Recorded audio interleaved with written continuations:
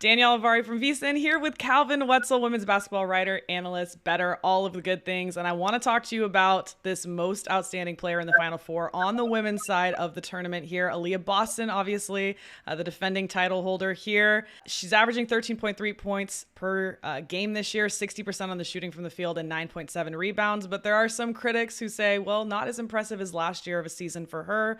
But it looks like her team is poised to run it right back into that championship game. So anybody standing out for you in this category, this Final Four most outstanding player?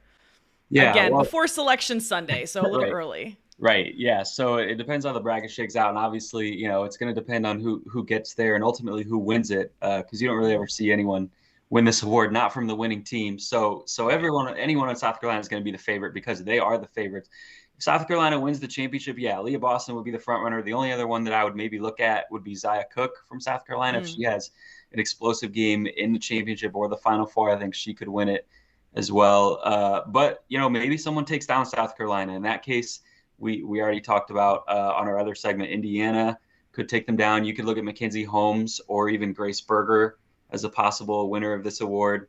If UConn gets back there, depending on if AZ Fudd is able to get back to full health and maybe enter the starting lineup again, you could see her. You could see a number of players on UConn win Mm-hmm. this. Aaliyah Edwards, I think, would be a candidate. And then Stanford, Haley Jones, Cameron Brink, two names that come to mind. And of course, if LSU is able to somehow pull this off, Angel Reese would be the clear front runner at that point. So there's a lot of interesting names to throw around, but it's really going to come down to who makes the Final Four and which teams get that chance. I'm glad you brought up Cameron Brink and Haley Jones. That's just so tough for me because, again, when you have two or three players on a team that you think could get this award, it's a little bit more divided than, say, if you look at an LSU and you see Angel Reese as like the clear contender. So it's definitely an important point to bring up. Are there any players that you think this year did not get enough flowers, like did not get enough attention? Yeah, I already mentioned her, Mackenzie Holmes. I've been banging her Mm. drum all season.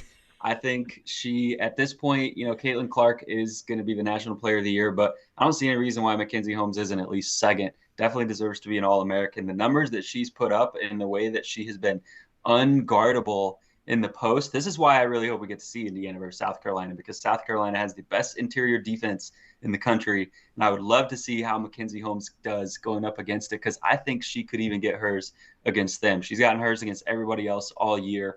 How many games in the Big Ten against high level competition have we seen her put up 20, 25, 30? And she's the defensive player of the year of the Big Ten, too, doing it on both ends. So Mackenzie Holmes definitely having an incredible season. I don't think gets enough love. And hopefully we'll see her get some more love in the tournament if Indiana makes a deep run.